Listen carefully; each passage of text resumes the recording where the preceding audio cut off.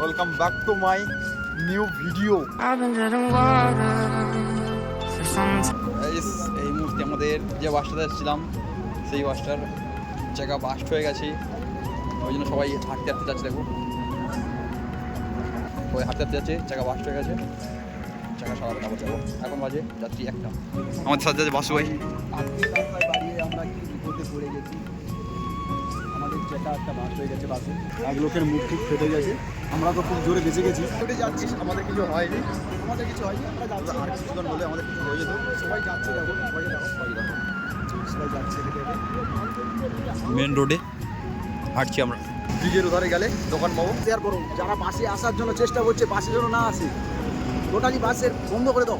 কপালে থাকলে ফাড়া, লুঙ্গির ভিতরে বাড়াবে ব্যাস। গাইস দেখো আমাদের এই চাকাটা বাস্ট হয়ে গেছিলো, গাড়ির ভিতরটা দেখো কী অবস্থা হয়েছে।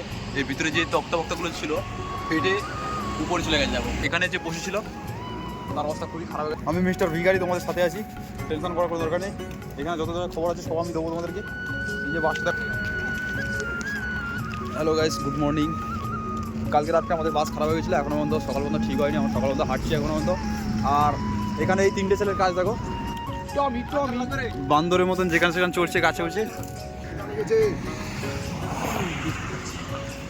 পার্লেজি খাচ্ছে ও। পার্লেজিটা ডগিদের জন্য কিনেছিলাম।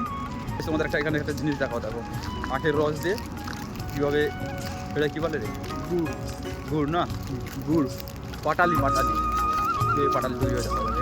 আখের রস দিয়ে গুড় তৈরি করা হয়, তারপরে এখান থেকে একটা পাটালি তৈরি করা হয়। ভিউগুলো দেখো, কত সুন্দর একটা জায়গা, অসাধারণ।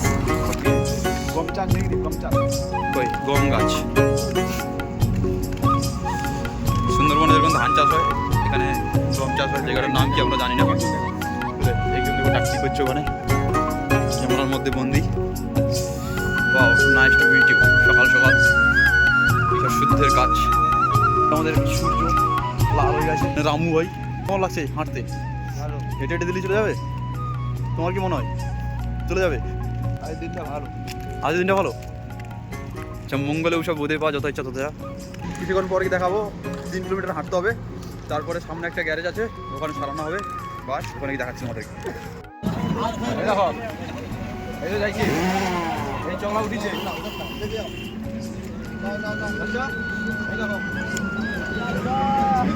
ভিতরে ক্যামেরা ঢুকে দিই আমি। দেখতে পাচ্ছ এরকম ভাবে ফেটে গেছিল আমাদের বাসের চাকা। হ্যাঁ,